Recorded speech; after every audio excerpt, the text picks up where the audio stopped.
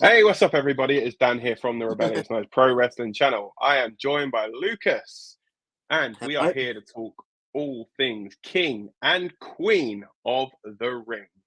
We'll be right back after this quick message. Welcome to the Rebellious Noise Pro Wrestling channel. On this channel, we bring you some great content from inside and outside of the squared circle. We will go through and offer some in-depth analysis of the biggest events of the year, as well as bringing you exclusive interviews with some of the industry's biggest names. There will also be live show reviews, in-depth features, and podcasts. So make sure you give that subscribe button a slam so you don't miss any of the action.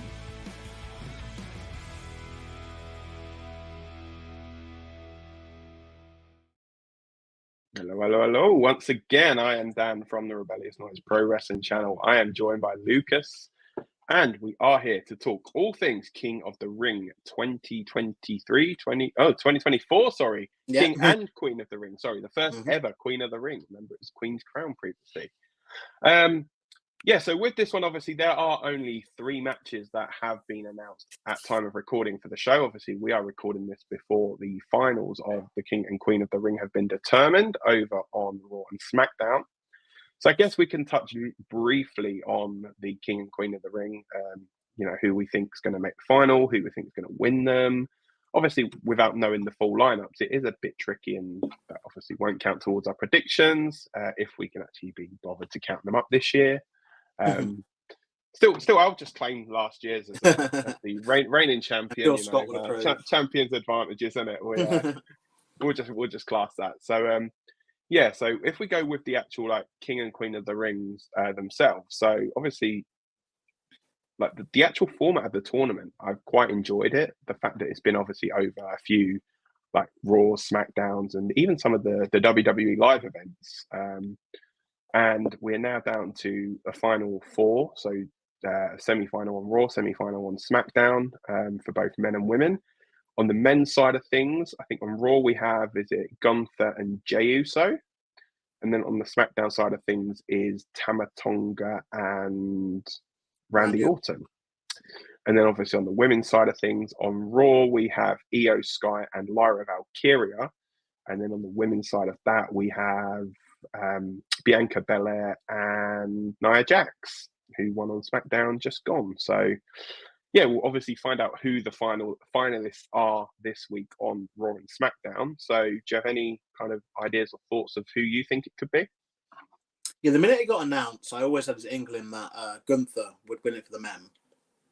I think it'd be a good way for him to have something to then go forward as the year progresses to a bigger title picture, if you pardon the pun. As I think he will get the World or WWE title championship match at Bash at Berlin. But I think this would be something they can use with him as a placeholder. And he's already kind of got everything set up to do it as well. It feels like he's just a natural fit. They've had obviously Xavier Woods. Obviously, he won King of the Ring as a babyface and did the kind of jokey, kind of jovial kind of way of doing it, didn't he? Kind of channeled he's in a King Booker, I guess, isn't he? In many ways. But every other King of the Ring they picked really has been villain, haven't they, on the most part? So that's the reason why they'd want to stop doing that.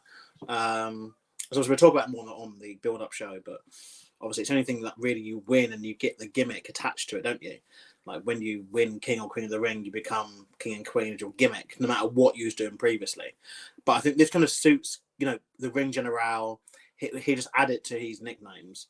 But it's interesting that they're doing the Gunther Jey Uso match, obviously on Raw. I guess because of how it's worked out. Obviously, there's a Raw and a SmackDown bracket. Personally, though, I would prefer them to do the semi-finals and final on the same night. But I guess with obviously having the 2, it will obviously lead to that basically being 4 matches. Even if they did it on the pre-show, they did the semi-finals on the pre-show and then the main show. But I guess with how they format pay-per-views now, it's a bit difficult. On the women's side of things, it seems much more open. Obviously, Lyra Valkyria, stand out from NXT. And then Io Sky obviously just lost the Women's Championship at Mania. So I think she's had her moment. So I wouldn't be surprised if we get the final of maybe just Lyra Valkyria against maybe Bianca or Nia. Maybe even if Lyra wins it, to be fair, at this point. I think this is one where I think maybe a babyface could work. Because again, there's only ever been one Queen's Crown win, and that was obviously Zelina Vega as a villain. So I think there could be room for a babyface. What do you think? Yeah, so for me, sorry, I'm just having a swig of the sane juice, as I call it, or coffee. Yeah, so I mean, I think it could go. If you said to me, here's like a fiver, you've got to put a fiver on who you think's going to win it right now, I would say Gunther's going to win the men's. And I think for the women's one, see, now I would have said it would be Tiffany Stratton before, obviously, all this controversy that we're not going to go into. I would have said, yeah, Tiffany Stratton and Gunther. But I think they're going to go either way with one babyface and one heel. So obviously, last year the men had Xavier Woods, didn't they, as the King of the Ring? So that, for me, then would indicate potentially that they're going to go with a villain this year, because I don't see Jey Uso beating Gunther. So I think Gunther's definitely going to make the final. Then I think if you look men's-wise, the other side, they're going to want to keep Tama Tonga fresh. And I think Randy Orton could be a good foil for Gunther, but then would Orton want to take that much punishment? Because obviously a Gunther match is not just going to be go in there and do a couple of chin locks, is it? Like, come on, like, you know, Gunther matches are very, very physical. Well, they're physical in the sense of, like, strikes and stuff. They're not physical in the sense of loads of bumps and crazy spots, are they? Yeah, like, it's not like you're going to see, like, you know, 450s and moonsaults and stuff. But it's hard hit. Yeah, I mean, it's hard hit. I mean, Orton it's not really Orton's style, is it? Remember when that Orton Lesnar match, and you know, Orton, you know, was happy to kind of be, you know, thrown about by Lesnar. So I think, that was, I mean, what, 10 years ago? I think that was probably when he didn't realize how bad his back was as well. But yeah, so yeah, like, I'm not going to digress here, but I think I'm feeling a Gunther Orton final, and I think Gunther's going to win from the men's side of things. Women's side of it, I think they'll put Lyra Valkyria in there, actually, because obviously Io's just lost the women's title, so I feel as though, like, you know, she's had her, like, moment, so to speak. On the other side of things, I could potentially see them putting on I could see them putting Nia Jax actually in the final with her. Obviously, Nia's got the experience in Saudi Arabia as well. And yeah, I feel as though she could be this perfect kind of opponent for Lyra Valkyria, especially if they want Lyra to win. Because I think adding the Queen of the Ring gimmick to Bianca Belair already, you know, with this character, with the tag stuff, and, you know, then Nia Jax could go into it with a lot of momentum, saying, look, you know, I beat both the tag team champions. Granted, she beat Jade Cargill by DQ. No, what's to say she'll beat Bianca Belair by count out, for example? You know, I don't think. I think, it could be one of these where she doesn't necessarily win them clean, and then she'll get. You know, I could see Nia actually winning the Queen of the Ring, but I think they might actually go with Lyra to win it. Yeah, I think Lyra's a safer option. I think there's a lot of heat that happens with Nia Jax, and some of it warranted, a lot of it not, to be fair. Obviously, she's employed to do a job, she does a job. People don't like how she does the job, but that's obviously, you know, not a thing. But I think Lyra makes better sense for me. I can see what you mean, actually. If Nia was to beat Bianca, maybe by a DQ or count out, it's the whole, like, you cheapened your way to the final. And I think, especially you flip-flop that with Lyra, I reckon Lyra and Io Sky could honestly be one of the best matches of the year. Definitely. And I think if they were to give that the time that it needs, and they really make Lyra work for that victory, and then on the flip side of that, Nia literally gets a count out or a cheap win over Bianca Belair in maybe like 3 or 4 minutes, then it is a case of, you know, annoyingly, it'd be better if these were the other way around. So if Nia did that on Raw, you know, real cheap way, and Lyra has to fight, claw her way over, you know, on Friday night, just 24 hours before the pay-per-view. And then obviously she's going in kind of hurt and banged up a bit. which I guess they still could do. They could still obviously, but it is a bit weird, like 6 days away. But 24 hours, you're like real jeopardy in it, where something could happen. But no, it should be quite enjoyable. And obviously, we see going forward after that, because it's weird because I think these people are going to be crowned as kings and queens, but then we'll be looking forward to obviously Clash at the Castle, hopefully with a match or two announced, hopefully with a price reduction in the tickets. Well, maybe they will wine and dine like kings and queens, and then go and eat pork and beans. Who knows? I mean, I don't. The whole thing went out of my head, but yeah, close. Shall we get to the meat and gravy? Take with our food thing, I guess. Let's get straight on first. We know who's in. What match? All right, so let's kick off. Let's just go in the order that they're on here. So we'll go first of all with the Women's World Championship, which is Becky Lynch taking on Liv Morgan. Now, I don't know. How do you want to do this? Do you want to go like, I'll go first, you go first, and we'll do like one match each kind of thing? Yeah. We're only 3 matches. Yeah. I mean, yeah. So I'm happy to go first on this one. Cool. I think this is actually, for me, it's quite tricky to actually call, because I could see.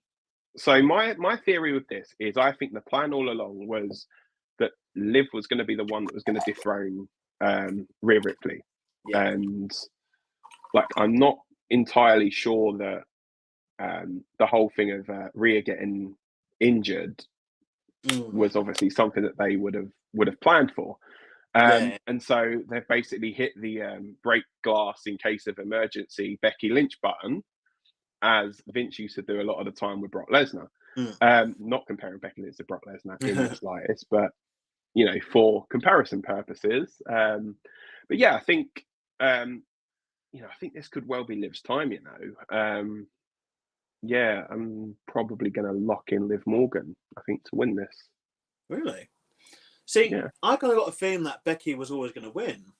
Not a Mania, though. I felt that they were going to build up a rematch and Becky would have won that. That's what I kind of felt. I kind of felt their Mania match, while it was obviously still a good match, I feel they did leave something there to kind of continue it, potentially in like a stipulation kind of match. And so I don't know, I kind of feel they left something there, left something open where it could have continued. So I kind of felt that Becky would have won the title anyway. It's hard, because surely then if they wanted Liv to have the belt, wouldn't they just given it to her straight away? Why bother going through Becky to do it? Like, going through Becky to do it is a Vince move. Like, just to get another title reign on Becky.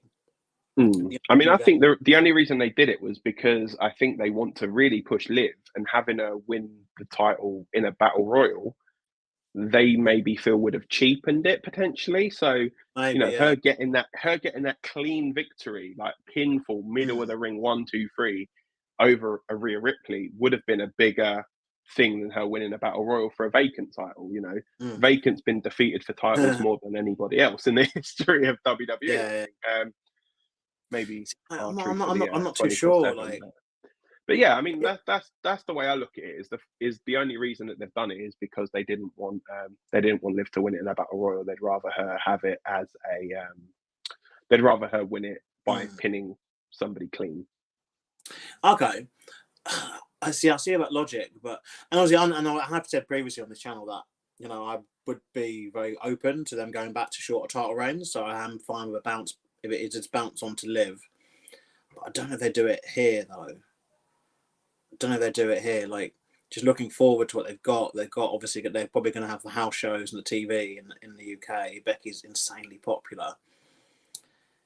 Liv is as well, but not to that level. Do you know what I mean? Like, I think they might keep on Becky a little bit longer. So I'm going to go the other way and say I think Becky will retain. Though I do see Liv potentially winning the belt later down the line, but I think that might be more of a SummerSlam, maybe Money in the Bank. Well, I think you could even have Liv win Money in the Bank, I guess, and then cash in. Because she has had quite a few opportunities where she hasn't won the title, which is a good story. And obviously she keeps getting injured as well. Before she can have a title match. But yeah, I think they might build that into a story, and then if she was to win Money in the Bank, that could be a way. But I think at the moment, I'm gonna go with Becky winning this one. Cool. So we're both opposite there. Obviously, be interesting to hear what Scott and Rob have to say when they do theirs, which I'm assuming will be on the live build-up, which you can see over on the Rebellious Noise channel. And then when the match has finished and the entire show is finished, you will also see an instant reaction. We are not too sure, obviously, on exactly who is going to be on that yet, but rest assured, in the coming days, we will have more information for you. So let's now get into the second championship match, which is the Intercontinental Championship match, which sees Sami Zayn defending the championship against Big Bronson Reed and Shorty G, Chad Gable. So yeah, Ginger Sami, Sami Zayn, sorry, Bronson Reed, Chad Gable. You first. Who do you reckon? So there was a very controversial thing about Sami Zayn being as part of the Saudi shows originally, but he was then able to finally wrestle on them, wasn't he, the last couple of times, and he's got an amazing reception each time that he's been out in front of that crowd, and he has just universally basically been loved since that Bloodline storyline, you know. Annoyingly, like, now I've seen this match existing, I'm like, okay, it might make sense as to why Sami was the one to dethrone Gunther over Chad Gable, as much as it still pains me, because I still think Chad Gable needs this championship. But I don't know if it's going to happen. Big Bronson Reed, obviously he's someone that Triple H is clearly a fan of, you know, brought him back after a release, has featured him on stuff like The Chamber, and now obviously on this. But it doesn't make any sense for him to win. So I am torn between Chad Gable and Sami Zayn. And it's very difficult because obviously both these title reigns, this title reign obviously only began at WrestleMania, which we're only like a month and a half removed from. Do you know what I mean? So it just feels a bit like, are they going to bounce it off Zayn already? Like, while I'd hope, I want, there's a universe that exists, I'm certain that, you know, Chad Gable was the guy to do it. But is the consolation that he then wins a belt now? I mean, he's got a lot going for him, obviously. They seem to be turning him, you know, away from his state, presenting him much better with how he's doing things, which does help. But it's just a case of the universal beloving of Sami. But then, you know, Sami the guy to be like, well, you know what, they really love me here. That will really get like a lot of heat if Gable was to win. And with a triple threat, it opens up, obviously, Gable not having to pin Sami Zayn. So obviously, it is a hard task to try to be thinking he can pin Bronson Reed. But then this is the guy we did see German suplex Braun Strowman at WrestleMania a few years ago. You know what? We live dangerously. Again, it seems the points aren't mattering anymore in the Reb Noise world. So I will go with a win for Chad Gable. I think there's a few ways he could win. Obviously, by pinning Sami or by not pinning Sami. A triple threat opens up a very cheap way to win a match, and also a cheap way to lose a match, isn't it? I guess. So let's go with, I'll go Chad Gable as the new champion. Oh, Chad Gable's new champ, eh? See, I think they missed the opportunity with that, not doing it in Montreal, you know. Or not having, Chad. See, what I would have even done was have Gunther retain it over Sami at Mania, have Sami then win it in Montreal, and then possibly the next week have Chad beat him for it. I think that while you could be right with having Chad win this, I feel as though, because you've got obviously Sami and Chad are making it personal. Bronson Reed has said he's only in it to win the Intercontinental title, which then will make me think potentially Bronson Reed could leave as the champion. Oh, wow. But then I think Sami's too beloved, and I think with Triple H's way of booking, I think there's only one way he's going to go, and that is a Sami Zayn retention. That is what I'm going to lock in again. Yeah, we are getting quite. I think we may be on the same page for the last one, though. We have got for the WWE Undisputed Championship, not the United States Championship. It is champion versus champion, Cody Rhodes versus Logan Paul. Now, for people that haven't seen SmackDown, this is your spoiler alert, so you might want to mute for the next few minutes. But on SmackDown, they did have a contract signing between Logan Paul and Cody Rhodes, where the initial plan was to have both championships defended. Logan Paul turned around and said, well, actually, here's my lawyer. Here's another contract because I never agreed to put my championship on the line. Nick Aldis wasn't massively a fan of this idea, but Cody Rhodes took one look at the contract, was like, yeah, I'll sign it, sign the contract, done. So this is a match for only the WWE Undisputed Championship. I think it goes back around to me going first. Mm-hmm. Cody Rhodes. Don't need to say any more, mate. Two-word answer. That's all we need, really. Yeah, as much as I think like it's going to be a very, very good match. You know, Logan Paul is just this absolute like really like heel that you really want to just like wring his neck kind of thing. But yeah, I think everything that went on with Cody, I think he's going to have a relatively longer title reign than a couple of months. I don't see Logan Paul needing to be a double champion. You know, they've just got away from a part-time champion in Roman Reigns. They're not going to put it on Logan Paul. So for me, it's got to be 100% Cody Rhodes. See, this Wyatt 6 thing, because the elephant in the room is that Cody doesn't really have anyone to face, like really, until The Rock comes back. Like anyone, like a major opponent to face. Like he can tread his toes in with other people, and obviously faced AJ Styles at Paris last month, and you know I'm sure they'll find some of him to face at Clash. But there's no like big feud or rivalry out there for him until The Rock comes back, and they're gonna need something. What I'm getting at is I don't know, like this Wyatt 6 thing. It keeps playing on my mind. Like obviously there's a lot of talk about it before Backlash, and nothing happened. And it just gets to the point of, I know Triple H is a fan of this real long burn sometimes, but there is a point where you have to just debut the act. You know, like it's been talked about for so long. They're obviously all there doing stuff, filming for it, whatever. But what I'm getting at is when the match was initially announced as champion versus champion or both belts, whatever it was, I thought it needs to be like some sort of smalls or some sort of non-finish. And now it's for Cody's belt. Now it's for Cody's belt only. Could this be where they could attack Logan Paul to take him out the match? And then it depends on their ruling, because they could attack Logan Paul, take him out of the match, but then the ref calls it off, so it is a no contest. Even though they attack Logan Paul, so it should be a DQ win for Logan Paul. Or do they not show up at all? Like again, potentially. Or is this just, you know, there's nothing to it, and they're going to debut the Wyatt 6 maybe on the SmackDown before, or even the SmackDown afterwards. Sorry, yeah, SmackDown afterwards, not SmackDown before. Makes sense.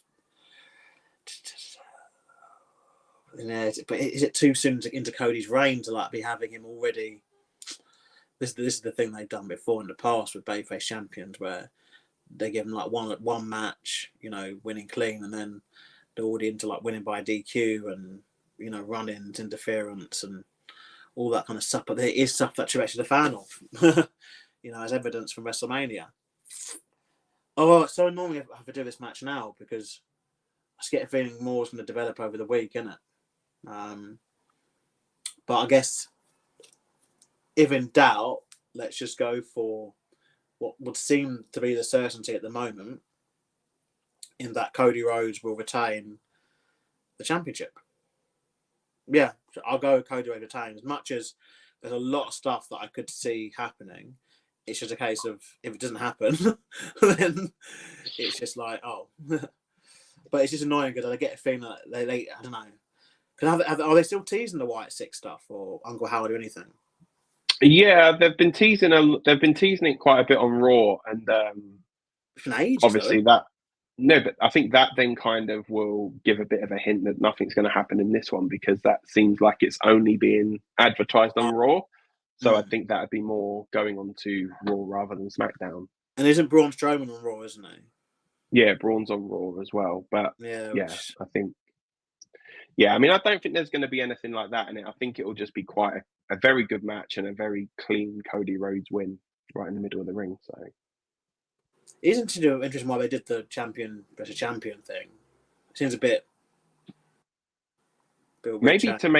maybe because they were focusing quite heavily on the King of the Ring thing, so they were using like some of the bigger names in the King of the Ring tournament. They wanted to keep it somewhat fresh and have a somewhat big match with big stakes as well, and so announcing it as champion versus champion obviously is a big like gimmick in itself, isn't it? Like, oh, this champion's going to take on this champion. So, because previously, obviously under Vince McMahon, they did the Survivor Series, the brand warfare, and that was always obviously champion versus champion. The IC champ would face the US champ, etc.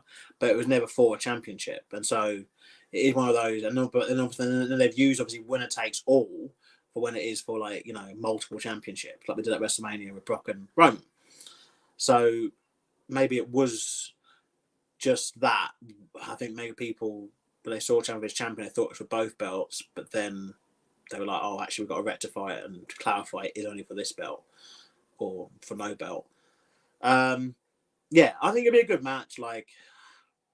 But I think without the Wyatt 6, then I guess the real question is like, what is there for Cody, after this? Or is it just every pay-per-view as like a random match for the championship, I guess, until The Rock comes back, and then that'll be the actual storyline that they build around. Yeah, I think it's. I mean, when are they going to have Dwayne back though? Because it's could it lead to something potentially at WrestleMania? Obviously in Las Vegas in April. I think going to be. What? Sorry. I think it'd be sooner. So what you reckon in a SummerSlam potentially, something like that?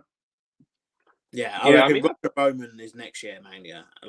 Roman next year Mania, Rock and Roman potentially. I mean, that doesn't need a title itself. No, it wouldn't need a title at all. But the only other way is unless they do the People's title, the People's Champion, so then Roman becomes People's Champion, or People's Champion versus the Tribal Chief, winner takes all kind of thing.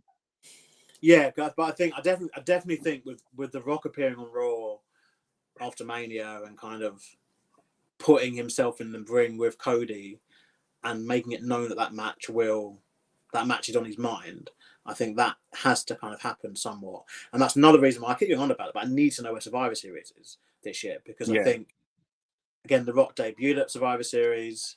If they do want to pick somewhere like a New York, like a Hollywood, like a Philly even, potentially, a good, also Chicago, a good wrestling crowd, that could be one where doing The Rock and Cody there could make some serious coin. And then obviously using that to then move the story forward onto Roman and Rock obviously next year.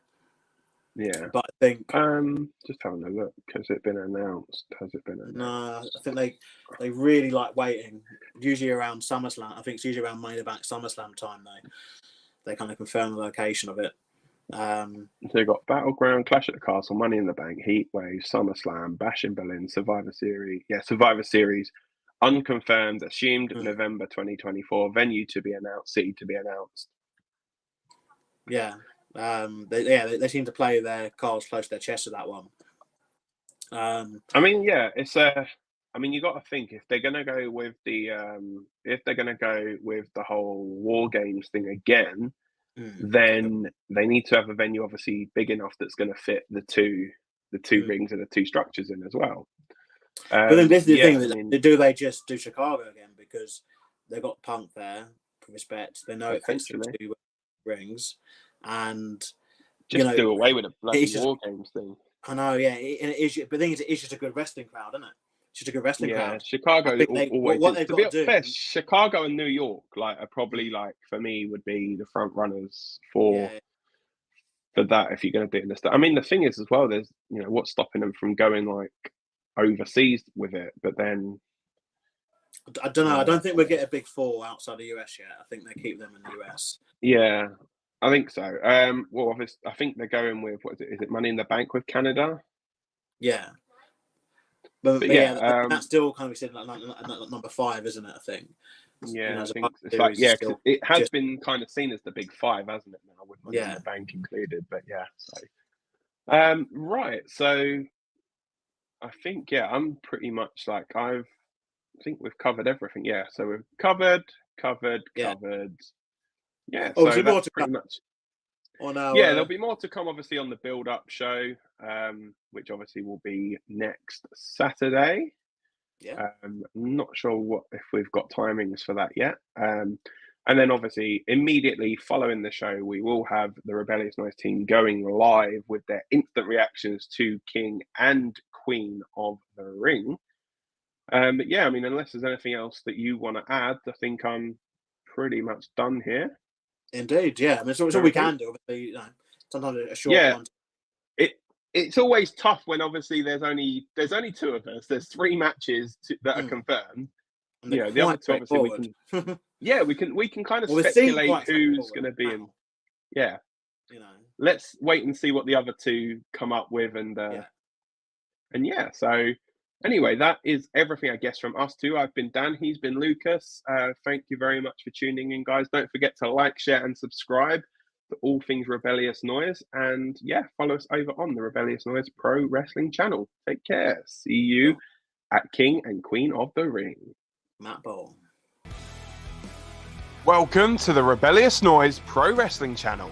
On this channel, we bring you some great content from inside and outside of the squared circle.